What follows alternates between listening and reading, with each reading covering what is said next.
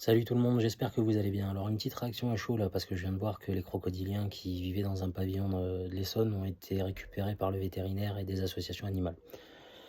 Déjà, chapeau bas aux vétérinaires, hein, parce que attraper des crocodiliens, c'est pas facile, même s'ils font 2 mètres, c'est loin d'être évident, surtout quand on connaît pas les animaux. Et surtout tous ceux qui disent là, ouais, faut les attraper avec un lasso, en Floride ils les attrapent tout seuls, ils te mordent, tu lui mets une patate. Vous avez jamais eu affaire à un crocodile, ou même un alligator ou un caïman, et je peux vous certifier que ça peut très vite mal tourner si vous y prenez mal. Il faut savoir qu'un animal de la taille de cela peut infliger de graves blessures à un être humain si vous y prenez mal. Mais c'est pas le fond du problème. Le fond du problème, et ce qui me choque, c'est que tous les gens sont là, oui, des animaux exotiques et sauvages ne devraient pas être maintenus en captivité, c'est illégal, il n'a pas le droit, nani nana. Alors il y a un truc sur lequel je suis d'accord avec vous, c'est que les conditions de maintien étaient peut-être pas optimales. Il faut savoir que ce monsieur a visiblement passé son CDCAO il y a 20 ans, et à 20 ans les lois n'étaient pas les mêmes, la condition animale n'était pas considérée de la même manière, donc les choses vont évoluer, et nous, en tant que terrariophiles, on se doit d'évoluer avec.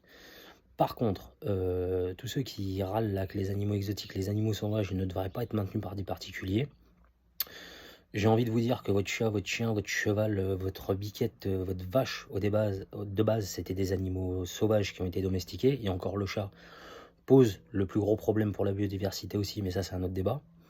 Et rappelez-vous que le petit téléphone que vous tenez pour regarder cette vidéo, ou alors le PC dont vous vous servez pour regarder des vidéos, Facebook, vos comptes, tout ça, c'est surtout ça qui cause la disparition des animaux aujourd'hui, hein.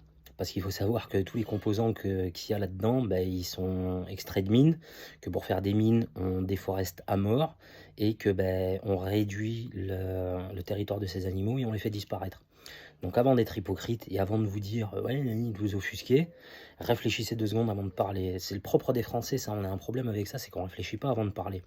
Je sais très bien que le téléphone que j'ai dans la main et avec lequel je filme a potentiellement participé à de la déforestation, tout ça. Ça me fait chier. Clairement, je vais pas être hypocrite, je vais pas m'en passer parce que j'en ai besoin pour bosser, j'en ai besoin pour travailler, pour appeler les services de secours, pour avoir des contacts avec ma famille.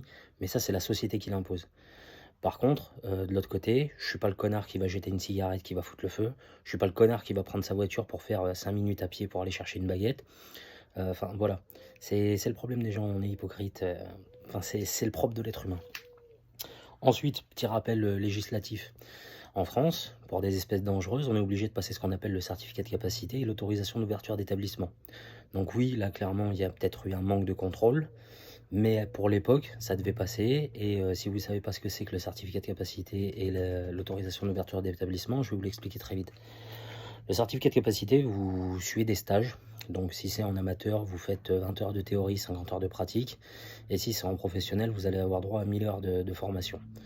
Vous allez passer devant une commission, donc une commission qui est établie sur le département. Donc vous avez un référent titulaire, certificat de capacité, donc c'est un capacitaire sur votre département.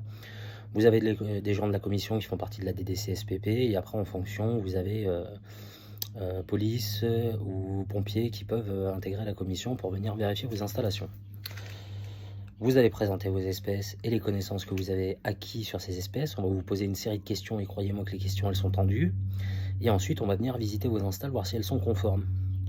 Donc là clairement oui, les installs sont pas top. Par contre quand j'entends les gens s'offusquer, oui il n'y a pas de lumière naturelle. Ouais, ok, d'accord. Alors si vous connaissez pas, il y a des lampes UV qui existent, c'est très bien, c'est parfait pour ces animaux-là. Il y avait un bassin, c'était sécurisé, je vois pas où est le problème, clairement.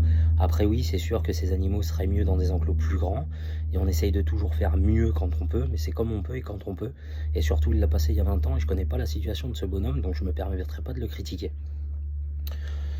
Donc, une fois ce CDCAO est obtenu, à savoir que vous n'allez pas forcément avoir toutes les espèces, vous avez le droit de détenir ces animaux.